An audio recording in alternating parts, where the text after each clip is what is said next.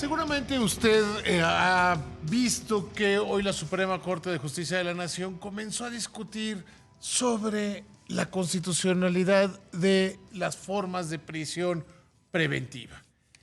Y nos hemos concentrado, desgraciadamente, demasiado en los dichos del presidente, cómo los presiona, si gana o pierde, pero poco nos hemos concentrado en saber qué es lo que se está discutiendo. Y para eso te agradezco mucho, Francisco Burgoa, abogado constitucionalista, que me tomes la llamada.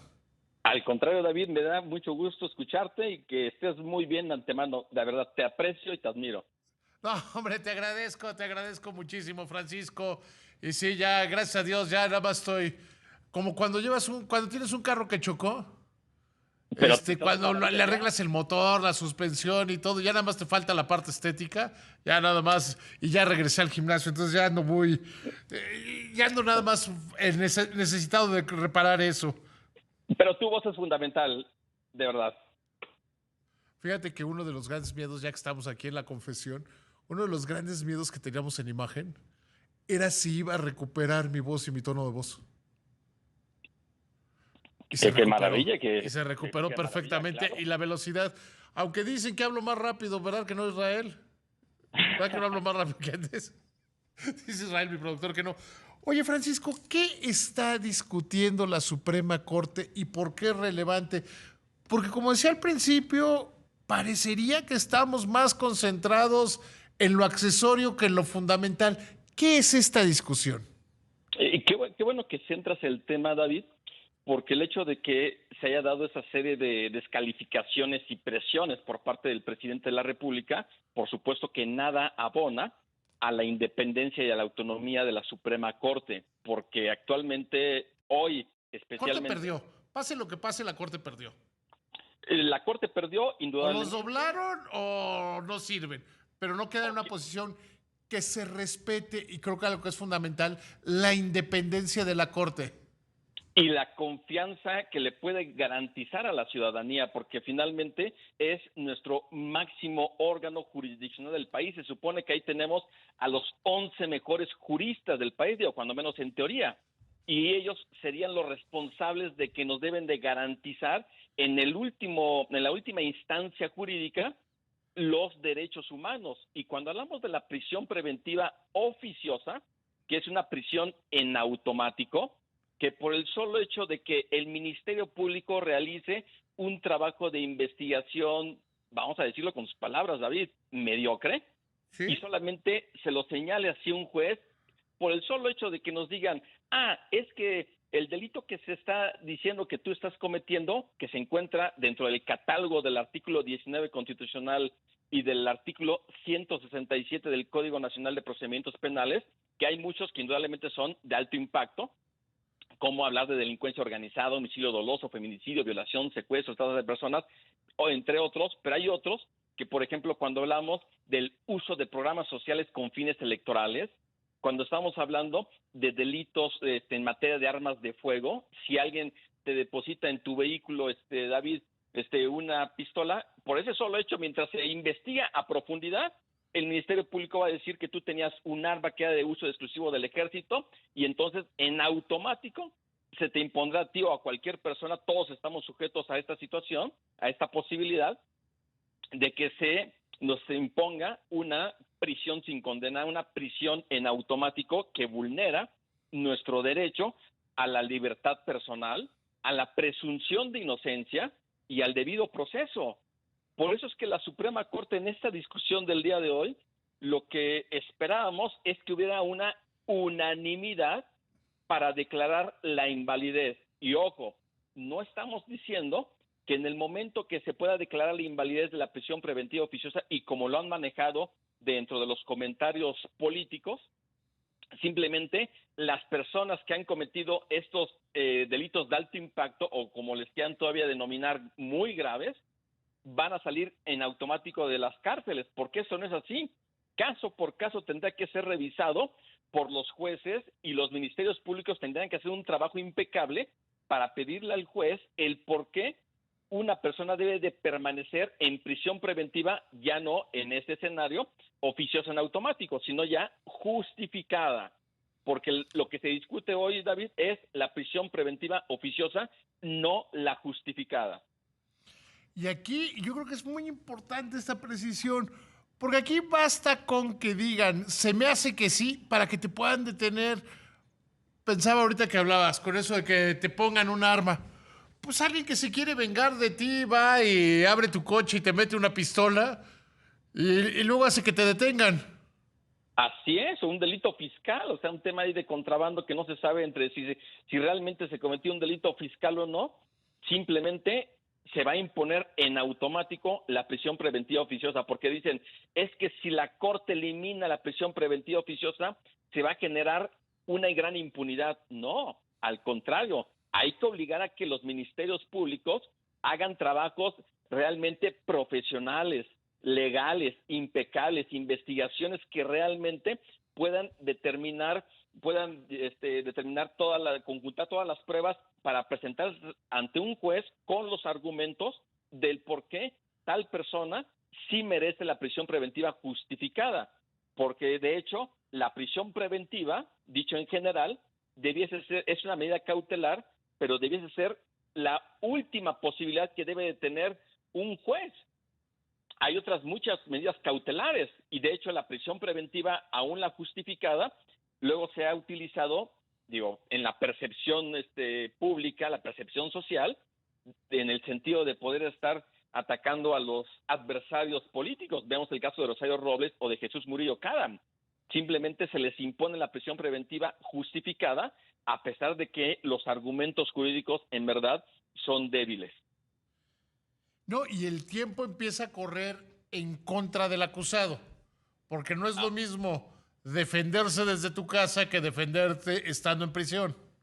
Es que ese es parte de este argumento político de decir, es que muchos delincuentes que han cometido graves delitos van a salir en automático, pero no.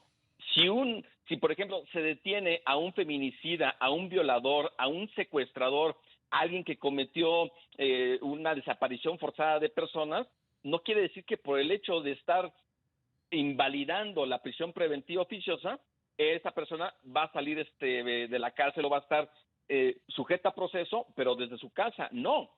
Simplemente el Ministerio Público deberá de justificar ante un juez y el juez deberá de valorar si realmente se le impone la prisión preventiva justificada.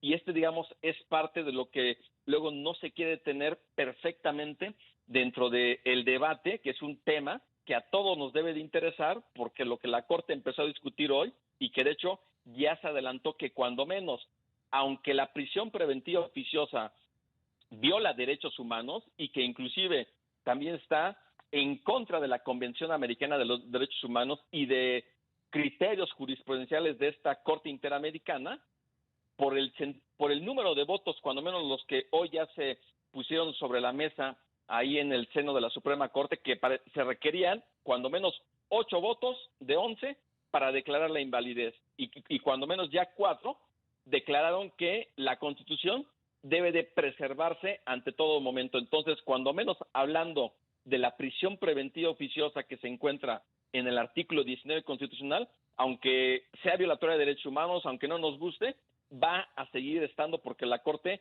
ya no le quiso entrar ahí al tema. Veremos si los votos alcanzan para declarar la invalidez ya del artículo 167 del Código Nacional de Procedimientos Penales, que prácticamente reproduce el mismo artículo 19 constitucional, y en su caso, lo más creo que podría pasar siendo optimistas, es que haya una reinterpretación para que la prisión preventiva oficiosa no se aplique de forma automática, sino que aún así se tenga que estar justificando caso por caso.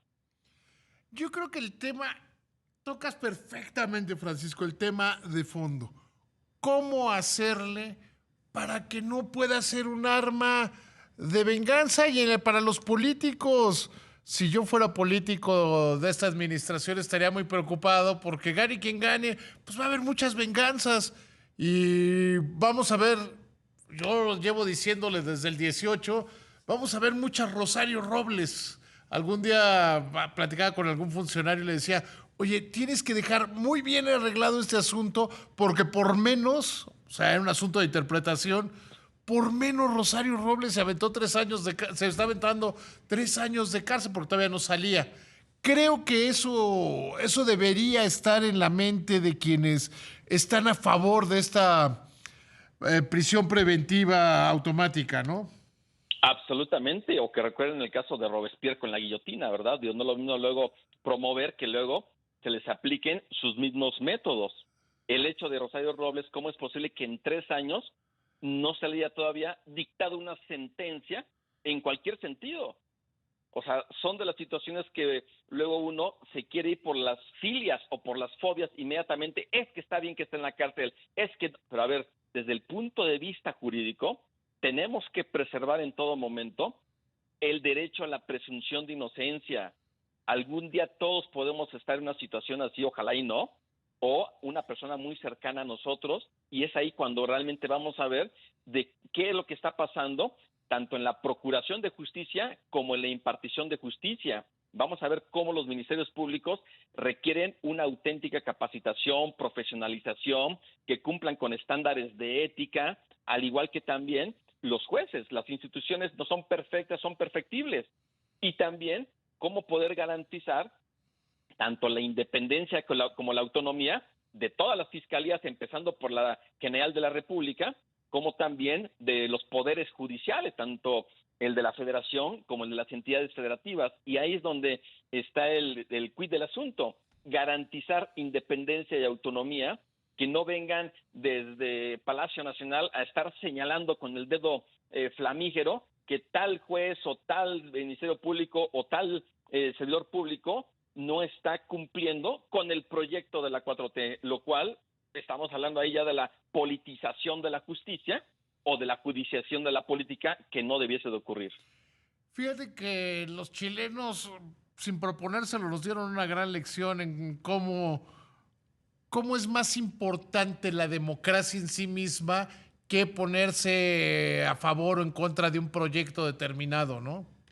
Bueno, increíble. Digo, la verdad es que hace 3 años que empezó todo este tema allí en Chile con el tema de las alzas del transporte público, y a partir de ahí el hecho de que se decidiera a través de un acuerdo político crear una constitución vía un Congreso Constituyente, y que ayer fue un plebiscito, el cual, después de todo este proceso, la gran mayoría de los chilenos dijeron no a la constitución, pero no se van a detener ahí, precisamente van a convocar a un nuevo Congreso Constituyente. Entonces son parte de las situaciones que uno dice, hay que ver también lo que pasa en Latinoamérica sobre ese tipo de temas de democracia constitucional, para saber hasta dónde nosotros podemos copiar algunos ejemplos, precisamente como estos que comentas, David.